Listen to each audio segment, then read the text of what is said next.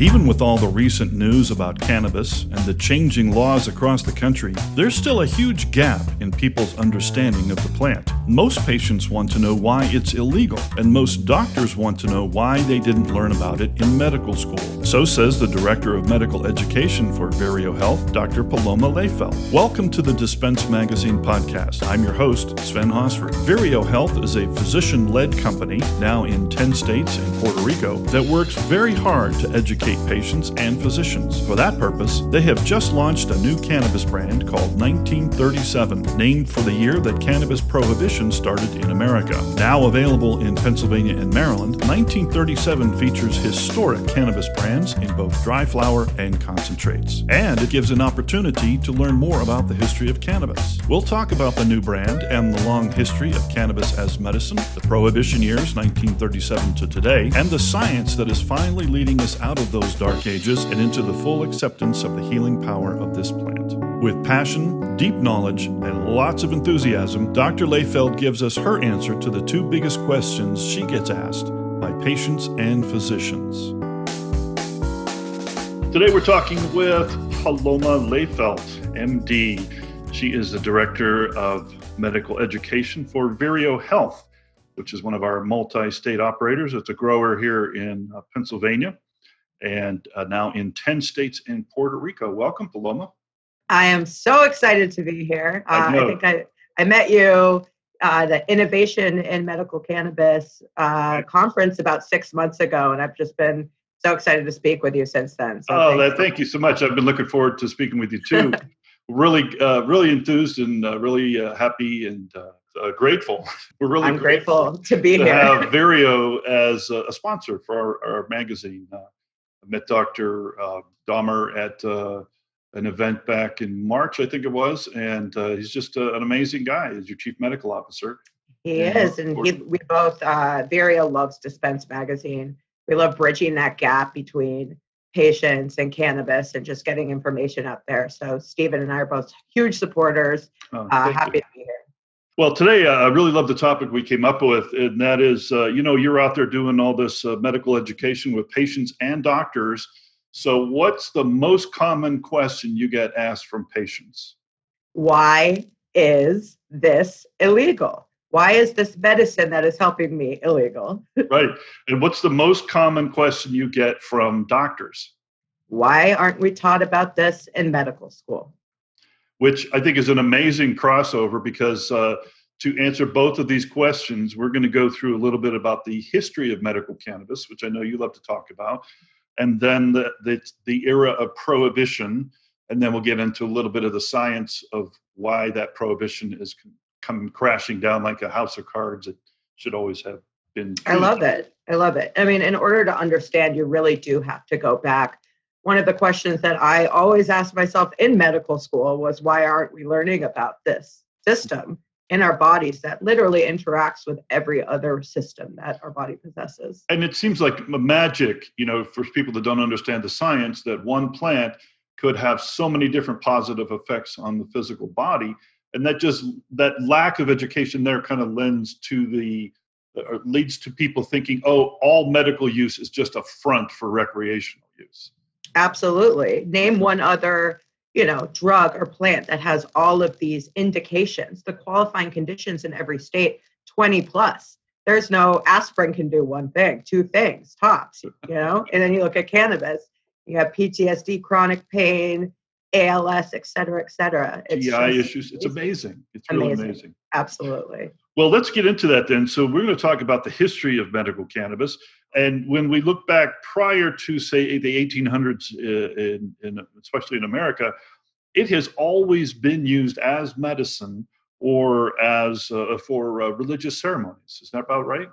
Absolutely. We've co-evolved with this plant for thousands and thousands of years. We hear about it the first time in ancient China from the Emperor Shenyang, who talks about the yin and the yang of the cannabis plant. He calls it ma, and just the medicinal purposes of this. The myth is that he used cannabis and other plants as antidotes for taking poisons, and that's actually how he's rumored to have died, by not finding the correct antidote for a poison he was using. Oh no! It wasn't cannabis, because as we know, cannabis can't kill you. Cannot kill you, absolutely. So we have it in ancient China. I know it's been recorded in India and Egypt. Name some other places we find it. Absolutely. We see it in ancient Rome as well. We see it in 70 AD. We have a Greek physician, Pedantius, who brought it to the Roman army. He wrote about it in his book of Medical Matters, which was the go-to medicinal book for the next hundreds of years. So we see it. Do we know where he brought that from? He brought it from, he was traveling all over Asia at the time. So he brought it from India. He traveled there as well as a physician. So it really has the first signs of it then are all over Asia. Yes. And then we see it in China again. We have Huatou in 200 AD, who was a surgeon, a Chinese surgeon, and he reduced the cannabis plant to a rosin, to a powder, mixed it with wine, and used it as an anesthetic for opening the chest wall. So it's not necessarily as powerful as some of the anesthetics that we see today, but again, better than nothing. So he did see also the healing properties of cannabis as a pain reliever, which we see still today. Just amazing. Yes. Let's bring it up to the modern era. Starting in America, you say it was brought to Jamestown. It's brought to Jamestown by the settlers in 1610. It was a major, major export. Hemp was the export. It was used for sails on the ships. It was used for clothing. It was grown by George Washington. It was grown by Thomas Jefferson. So it was taxed on all these properties. So it was a huge part of America. It was in our backbone when we came here. And when do we see the first signs of it being used as medicine in America? So in 1850, which is the third edition of the Pharmacopoeia, we see it added. It had, just like now, for the qualifying conditions, it had a bevy of uses, including leprosy, but most importantly, for opiate addiction was one of the indications. So we're still relearning something they knew in 1850. Exactly. I mean, 1850, we have this in every pharmacy, every household has a cannabis tincture in it. They know that it can be used for pain. It can be used for so many different things. So it wasn't smoke back then. It was used in a tincture, which is an alcohol it was used base. Right. It was mostly used as a tincture for medicinal purposes back in 1850, 100%. But it was in every physician's toolkit for pain. Whereas now, the last time that we've seen a novel pain medication is in 1973 when naproxen, which is Aleve, was developed.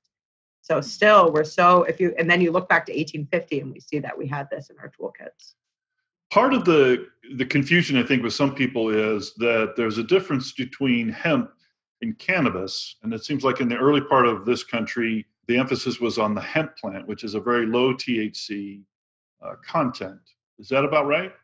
Hemp was used for cloth, but when we talk about the medicinal purpose of cannabis, it was the full plant extract. Was the full plant? Yes. So they had that knowledge back then, although most of they were interested in making clothes and sales.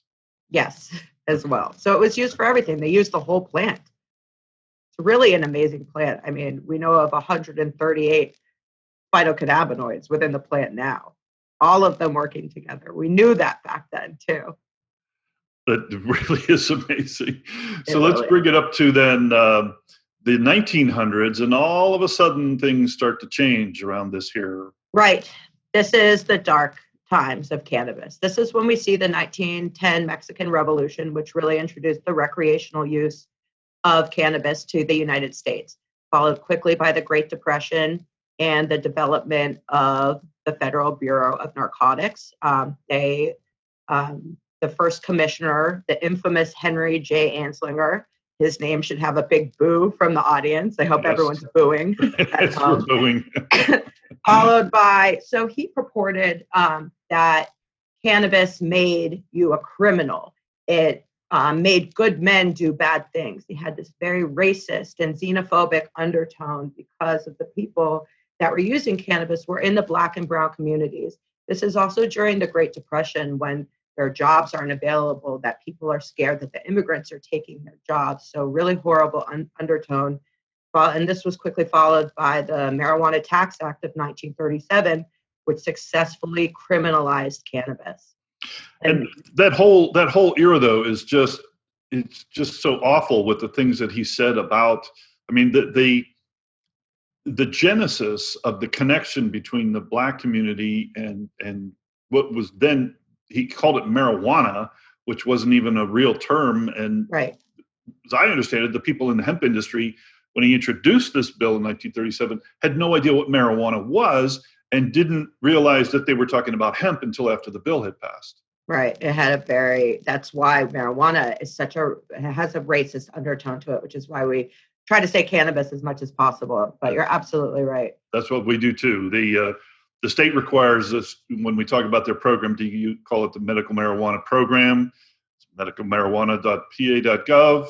Yes. But I think as we throw off the last vestiges of this reefer madness, we're going to start calling it what it really is, which is cannabis. I hope so, 100%. Yeah. I whenever I hear the word marijuana, it's very antiquated and awful to say. It is. It's yeah. So here we are, 1937, and you all at Vireo there have just announced and released a new product called 1937. Yes. Tell us about that. I am so excited for 1937. It is standing on the right side of wrong of prohibition. 1937 Cannabis is our Instagram handle. We're really bringing a history back, really educating people about, again, why is this illegal? Why is this a Schedule 1? Why are the people that in these communities getting prosecuted harsher? So we really have all of that information, and we're bringing it to stand on that side. We have really classic strains, a really classic look for it. I'm so excited about it. We're in Pennsylvania and Maryland right now.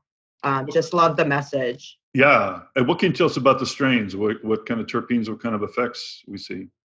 So the terpene profiles are different for everything we grow them. We have indica and sativa as well as hybrids, and they're just amazing. In Maryland, we also have hash and rosin. So we're really trying to bring these classic tastes back. Really excited. We'll get back to this. We're talking about the history of how everything got so screwed up when it comes to cannabis. So we suffer through. And so, the other thing about Ansling I think is fascinating is he was in charge of prohibition of alcohol. Tell me if my timing and my history is right on this. And then once alcohol was made legal again, he started scrambling around looking for something else to prohibit. Basically, he needed a boogeyman. A scapegoat. Exactly. I think he did a great job because we still have cannabis as a Schedule 1 drug, which was followed in 1970. That was 1970, right? 1970, when we have our buddy Nixon, who classifies cannabis as a Schedule 1 drug. He forced the DEA to do this. I mean, they were not, the scientists were not in favor of doing this, right? No, I mean, so it was removed from the pharmacopoeia in 1942. The American Medical Association was completely against this. They knew the effects of it at the time, and they released a statement. But then we still have the prosecution of the Black and Brown communities with cannabis. It's still federally illegal. It's Schedule 1. And as we know, this followed with Reagan with the war on drugs, who further brought this. Criminal. I think there's actually a recording, but I know Haldeman, I think it was, admitted that they deliberately used cannabis and put it on a Schedule 1 as a way to target both the hippies, the anti-war people who were giving them a lot of pain, and the Black community, which they apparently just didn't like. Absolutely. And unfortunately, we still see that today. It still is that way. I know. We still see. That's just why going to talk about the history. Yeah.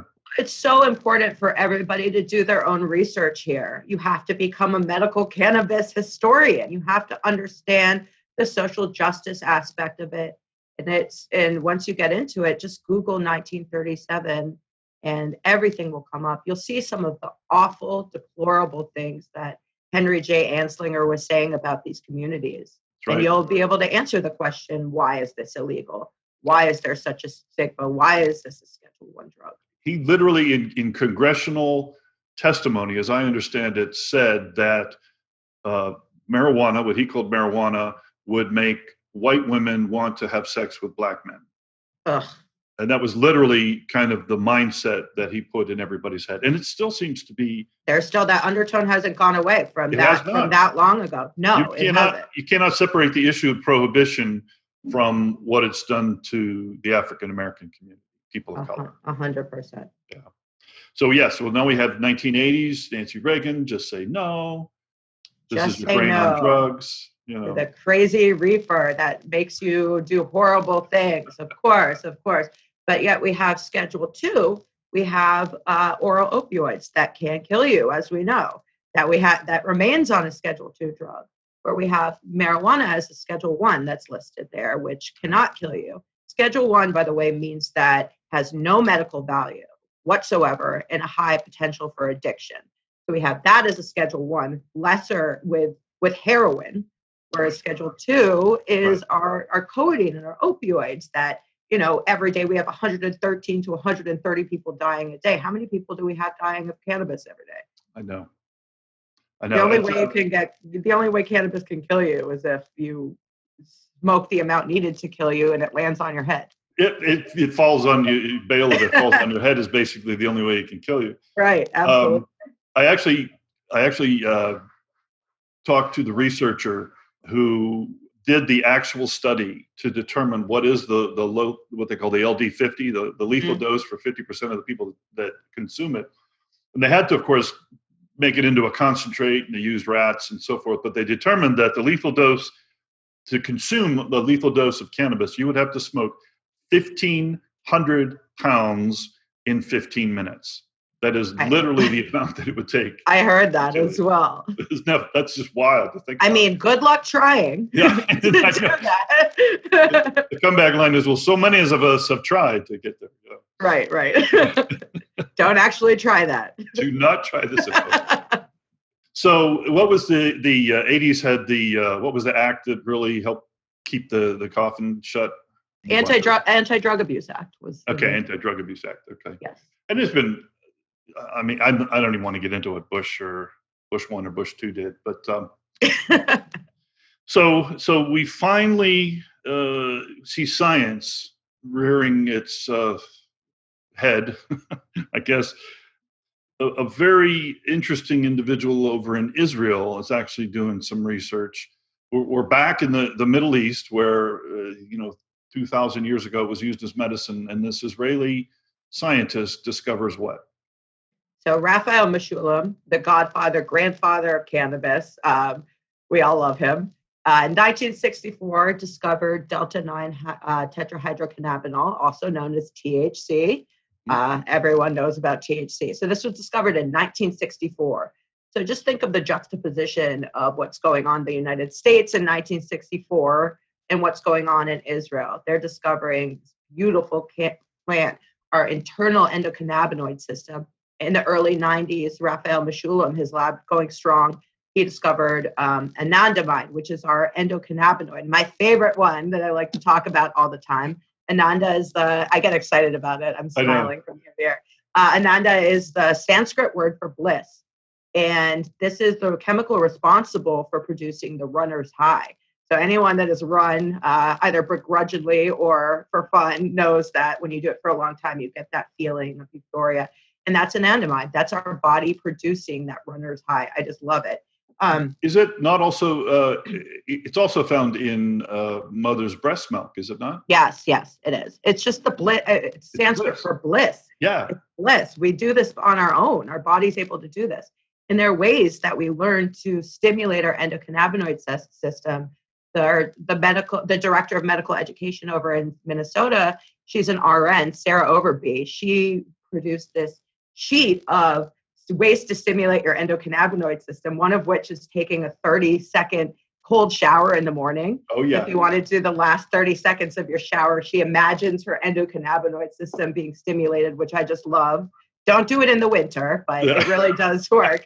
It gives you a little jump start. Smelling lemon, black. I mean, there's so many different ways to do it. So I just love those ways that you can do it internally when medicine isn't available. I have a little experience with that formula. I was taken down by mold about 4 years ago, and I spent a month in a naturopathic clinic. Oh. And if I'd have stayed with American medicine, I would be dead because they were not going to treat me for mold. That's a long other story. There's other podcasts about that out there. But one of the treatments was to go from a hot 105-degree tub into a 55-degree tub. Wow. And do that like 6 times if you can within about 40 minutes. Now, you can only spend about a minute or two in the cold tub because it feels like you're getting frostbite. Yes. But it's, yeah, and I'm interested to hear your take on this as a physician. Literally what happens is when you're in the hot water, your capillaries expand. Mm-hmm. And then when you jump into the cold water, they contract. When they contract, the toxins go out of your capillaries into your lymph system, where they can be processed out through the lymph system. So I'm interested to hear how the endocannabinoid system figures into this, because that was one of the things that was most impactful on clearing toxins, and especially that mold, out of my system through my hands. And it was amazing. The first few days I was there, I mean, I was doing this every day, sometimes twice a day. And when I got into the cold water, my hands would swell up like Popeye hands, and I could barely close my fists. It was very strange, but very, very powerful. So yes, I'm anxious to hear how how the endocannabinoid system factors into all of that. No, that's a great question. There is a huge amount of CB1 receptors in your hypothalamus, which is the part of your brain that's responsible for regulatory processes such as temperature. So that is exactly where that occurs. It's just, for instance, like hyperemesis syndrome, which occurs when you overdose on THC. Sometimes it's when you have intractable vomiting.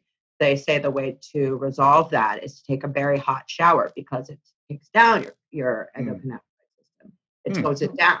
So it's really important for people that are using it to know how their body temperature is affecting the endocannabinoid system, and that's because of where the different receptors are located. Well, that's a good place to jump in here with back to our history of the science. After the Israelis have discovered the THC, then was it in the 90s that they discovered the first receptors in the whole endocannabinoid system? Yes. So in 1991, they discovered anandamide, followed by one of Dr. Meshulam's PhD students discovered 2-AG, which is our other main endocannabinoid in our system. So the ECS, the endocannabinoid system, which I love, consists of those endocannabinoids, so anandamide and 2-AG, which are the things that bind to our receptors to activate them. And those are the natural that occur in the body, whether you smoke anything or not. Yeah. Yes, it's all us. It's all human beings that are doing it, which is so this goes to one of our questions. Why weren't we taught about this internal system in our bodies in medical school that interacts and plays a part and roles with our two main neurotransmitters, glutamate and GABA, the excitatory and inhibitory neurotransmitters in our brain? It would literally be like taking out, this is what I always say, it would literally be like taking out our module that we learned on the cardiovascular system and never learning about it, graduating from medical school, treating patients and not knowing about this robust system in our body that interacts with literally everything else. It was taken out of medical school textbooks. I heard a statistic that 13% of medical schools teach about the endocannabinoid system, but I think it's lower than that, to be honest. Yeah.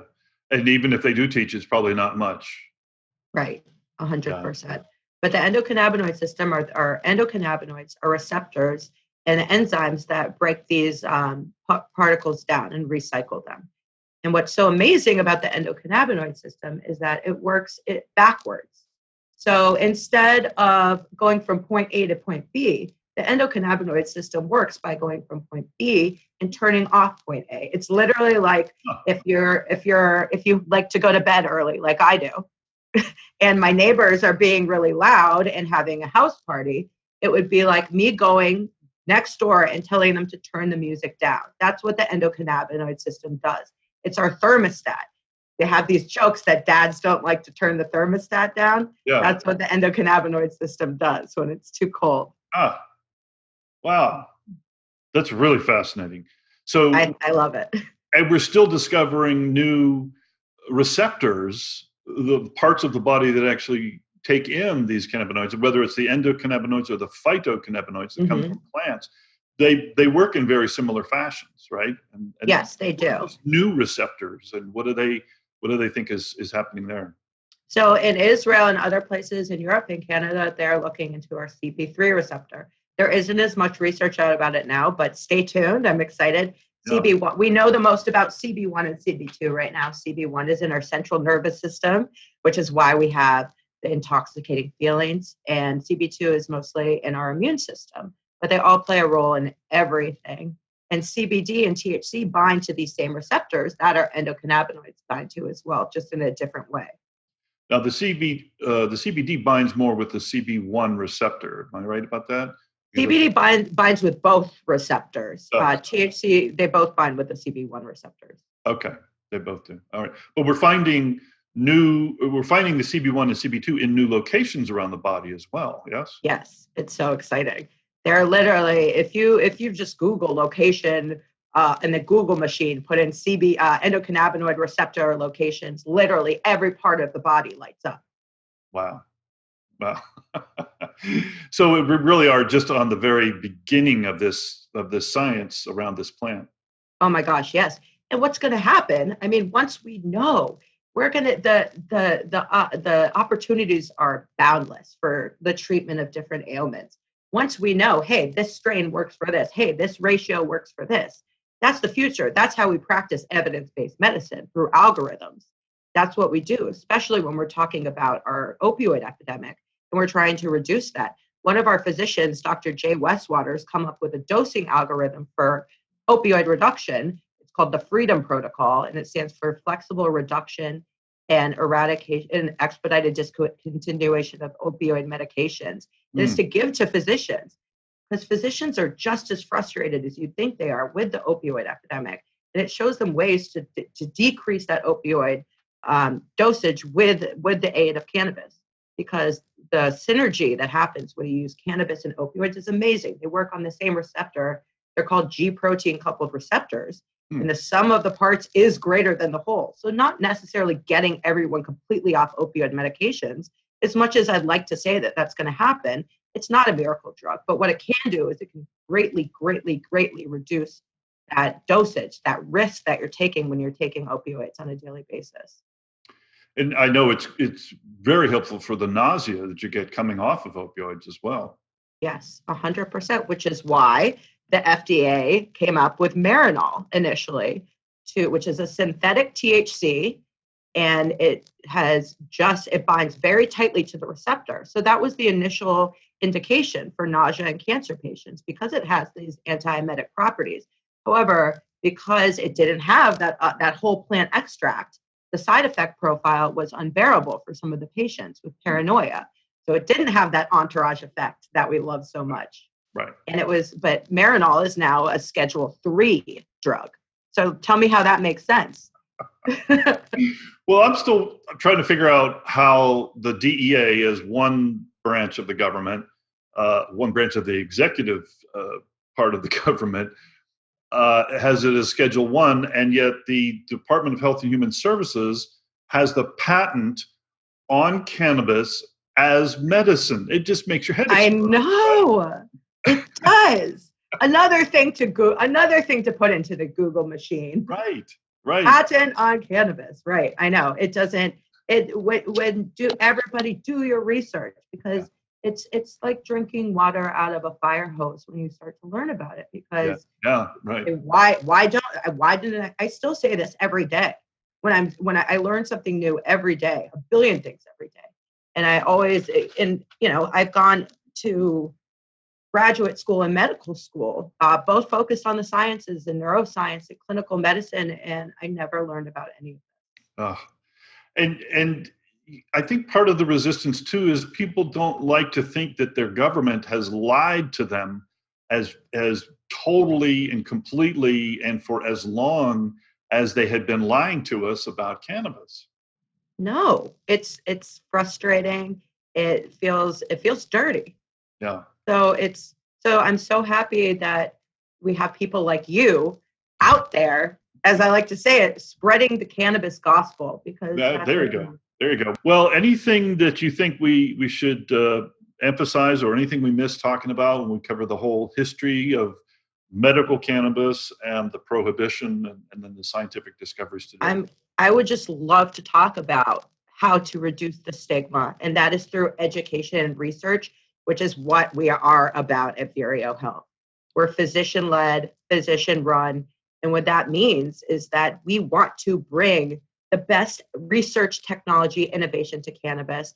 I have to talk about our NIH, $3.8 million NIH grant that we run with Montefiore at our dispensary in White Plains, focusing completely on chronic pain patients and opioid reduction with the use of cannabis-based medicine.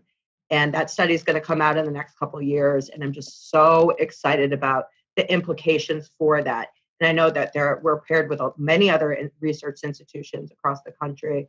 And that is the way to end stigma. That is the way to get this in front of people, back into medical textbooks, back into the U.S. pharmacopoeia, and back into everyone's home, because it's not going to kill you and people need it.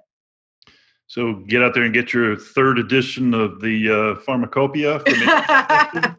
Yes. And you'll be right up to speed here on everything that's happening. Well, I do think that really does make Vireo stand out as a grower. You're a grower here in Pennsylvania, and you have your first dispensary opening soon. Is that right? We do have our first dispensary opening soon. It's going to be called Green Goods in Scranton. We don't have a date yet, but stay tuned. So excited. I know everyone else is excited as well. We have a lot of great things coming on the research and 1937, again, 1937 Cannabis. Check it out on Instagram. Just a really great brand, and for what it stands for. Do your own research. Look at the 1937 Marijuana Tax Act, and we love Pennsylvania. Well, thanks. We love you here in Pennsylvania too. We'll just sign off with noting that in the most recent edition of our magazine, in the Relief page, where the Relief app lists the top reasons of the people in Pennsylvania take medical cannabis. The number one reason being anxiety. Now that's got to be you've got to be in favor of that, right? Adding anxiety to the list. Absolutely. I mean, it just got approved in Pennsylvania in the last right as a qualifying condition. I mean, yes. And the number one rated product for anxiety is OG Kush from Vireo Health. Woo! Yeah. So, tell us what exactly that is. The OG Kush. So our OG Kush is our green formulation. So our products are on a spectrum of the rainbow, red being our highest THC formulation in 19-1, all the way down to indigo, which is our CBD, the THC in 19-1. And in the smack dab in the middle of that rainbow with a 1-to-1 ratio is our green OG Kush. I'm so happy to hear that. And I'm really happy to hear that it's helping anxiety specifically, and that just got approved as a qualifying condition in Pennsylvania. Kudos. That's great. Kudos to you, Sven, for doing what you're doing. Well, thank you so much, Dr. Paloma with Vireo Health. It's great to talk to you today. That's it for this episode of the Dispense Magazine podcast. You can find out more about Vireo, Dr. Lehfeldt, and 1937 at vireohealth.com. If you are in a legal state and you'd like to find a certifying physician or dispensary near you, visit dispensemagazine.com and search our free online database. You can find copies of our print magazine in every Pennsylvania dispensary, as well as dozens of doctors' offices, holistic centers, and retail locations across the state. To find out where or to read a copy online, visit dispensemagazine.com. I'm Sven Hosford. Thanks for listening. This has been a production of Dispense Magazine, LLC.